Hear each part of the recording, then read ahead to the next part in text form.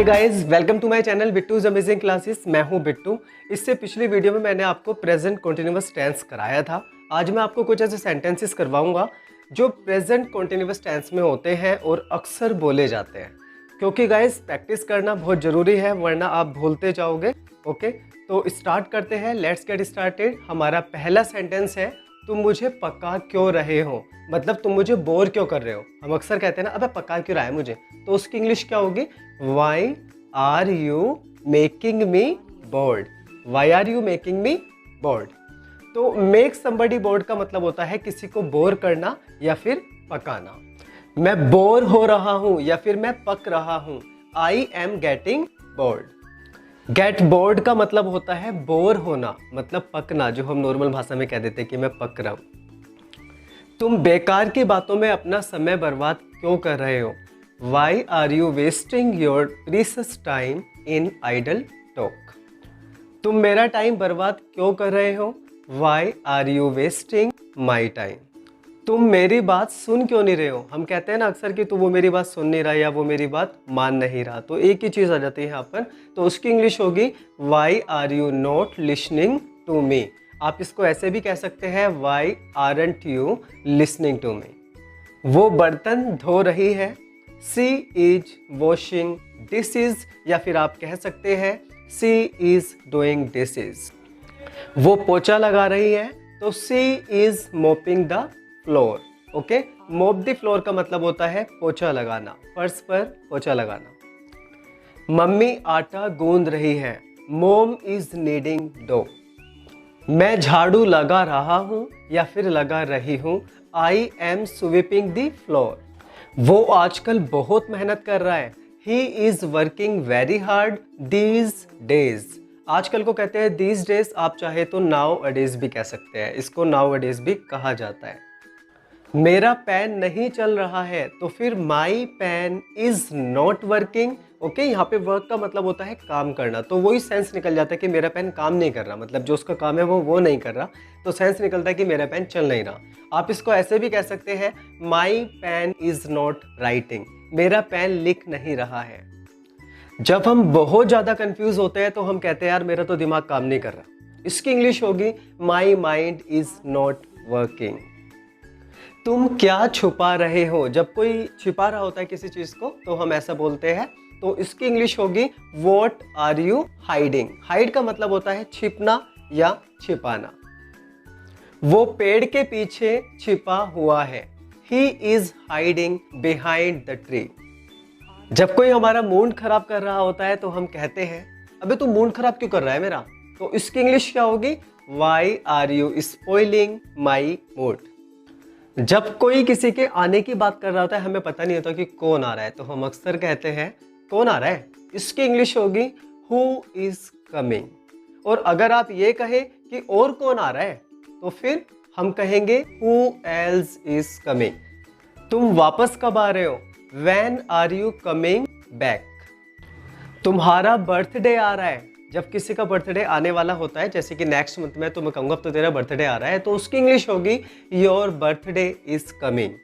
कभी कभार हम कहते हैं अब तो गर्मी आ रही है, मतलब जैसे गर्मी होने लगी है तो हम कहते हैं यार कि गर्मी आ रही है अब तो इसकी इंग्लिश होगी summer is coming.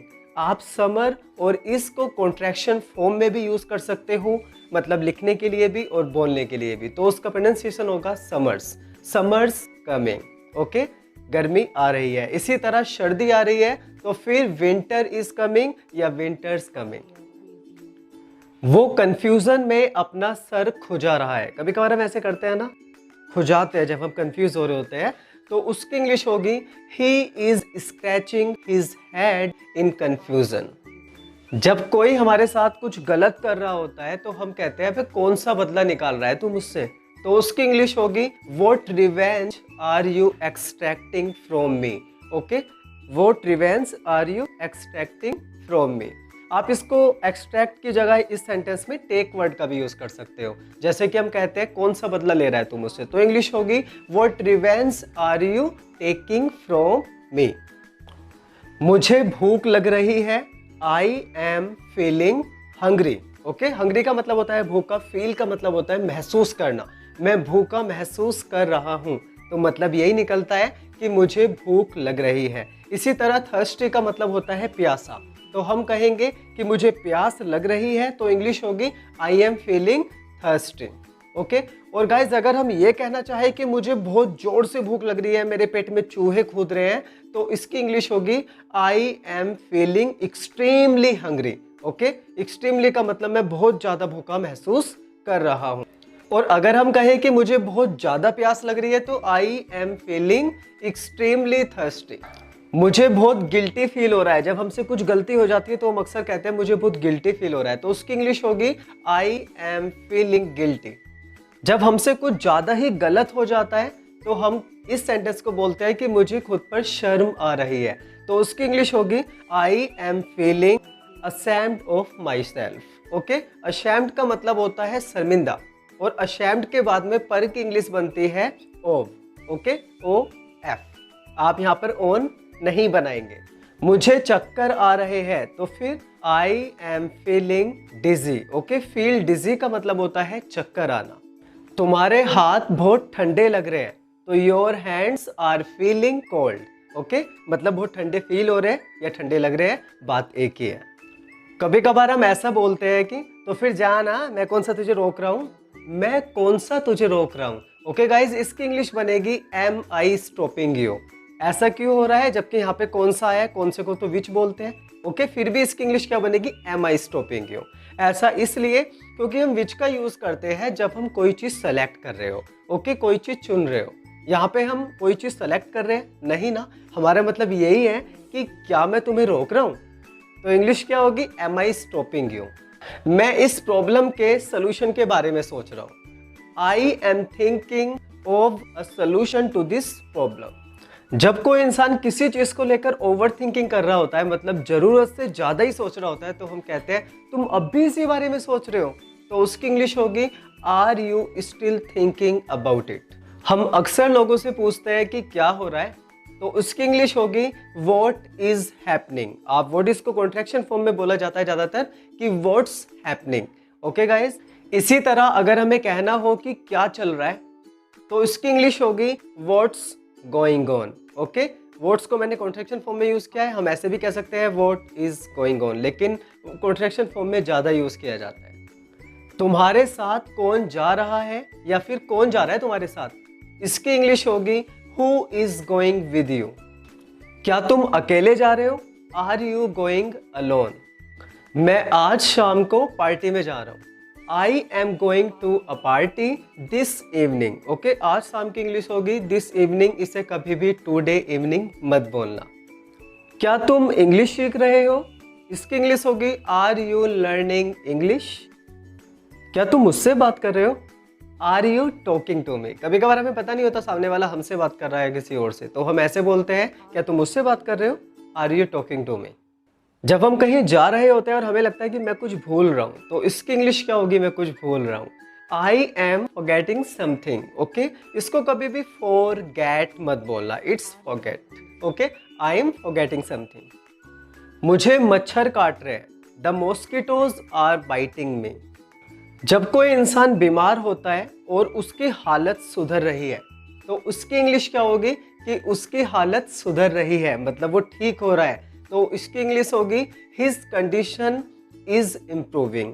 His condition is improving. और अगर उसकी हालत बिगड़ रही है तो हम कैसे बोलेंगे, हिज कंडीशन इज वर्सनिंग। तुम रो क्यों रहे हो, वाई आर यू क्राइंग। वे सब अलग अलग बातें बोल रहे हैं, they are all saying different things. वे सब झूठ बोल रहे हैं, they are all telling lies. मैं सही समय का इंतजार कर रहा हूं, I am waiting for right time. मैं लाइन में अपने नंबर का इंतजार कर रहा हूं। कभी कभार हम लाइन में लगे हुए होते हैं, हम सोचते हैं हमारा नंबर कब आएगा, तो उस वक्त हम कह सकते हैं आई am waiting for my turn in the Q.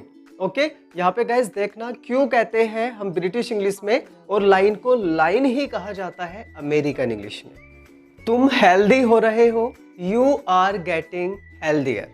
यहाँ पे मैंने कंपैरेटिव डिग्री यूज करी, इसका क्या रीजन है, क्योंकि यहाँ पर मैं कंपैरिजन कर रहा हूँ। ओके। मतलब तुम हेल्दी हो रहे हो, यानी तुम जैसे थे मैं उससे कंपैरिजन कर रहा हूँ कि अब तुम्हारी हालत सुधर रही है पहले के कंपैरिजन में। तो इसलिए मैंने यहाँ पे कंपैरेटिव डिग्री यूज की है। इसी तरह तुम कमजोर हो रहे हो, यू आर गेटिंग वीकर। ये शर्ट तुम्हारे ऊपर अच्छी लग रही है, तो this shirt is looking good on you. तुम इस ड्रेस में कूल लग रहे हो, अच्छे लग रहे हो, तो उसकी इंग्लिश क्या होगी? You are looking cool in this dress. तुम दुखी लग रहे हो या दिख रहे हो, you are looking sad. Corona virus बहुत तेजी से फैल रहा है। Corona virus is spreading so quickly. Quickly का मतलब होता है तेजी से, सो का मतलब हो गया बहुत। मुझे सिगरेट की तलब लग रही है या फिर मैं सिगरेट के लिए तरस रहा हूं, इसकी इंग्लिश होती है I M craving a cigarette. Crave का मतलब होता है किसी चीज के लिए तरसना, मतलब बिल्कुल तलब लगना हमको। जब हमें बहुत जोर से भूख लग रही होती है और हमें खाना नहीं मिलता, तो हम कहते हैं यार जल्दी करना, जल्दी बना लो, जल्दी से लिया कुछ खाने के लिए, मैं भूखा मर रहा हूँ। तो मैं भूखा मर रहा हूँ, उसकी इंग्लिश क्या होगी? I am starving. स्टार्विंग का मतलब होता है भूखा मरना, मतलब भूख से सफर करना, कि भूख लग रही है और हमें कुछ खाने को नहीं मिल रहा। जब हमारी कोई गलती नहीं होती और कोई हम पे चिल्ला रहा होता है, तो हम कहते हैं तो मुझ पे क्यों चिल्ला रहे हो? इसकी इंग्लिश होगी why are you yelling at me. Okay, yell, YELL, इसका मतलब होता है चिल्लाना। जब कोई बेवजह हमें सुनाता ही जा रहा है, सुनाता ही जा रहा है, बहुत जोर जोर से बोल रहा है, तो हम अक्सर कहते हैं कि तुम्हारी बातों से मेरा सर फट रहा है। तो इसकी इंग्लिश होगी my head is exploding from your talk. Okay guys, that's it. इतना ही था आज की वीडियो में। अगर वीडियो अच्छी लगी है तो प्लीज लाइक करें और मेरे चैनल को सब्सक्राइब करके बेल आइकन को प्रेस करें। मैं फिर आऊंगा एक और इंटरेस्टिंग वीडियो के साथ। Till then take care and good bye.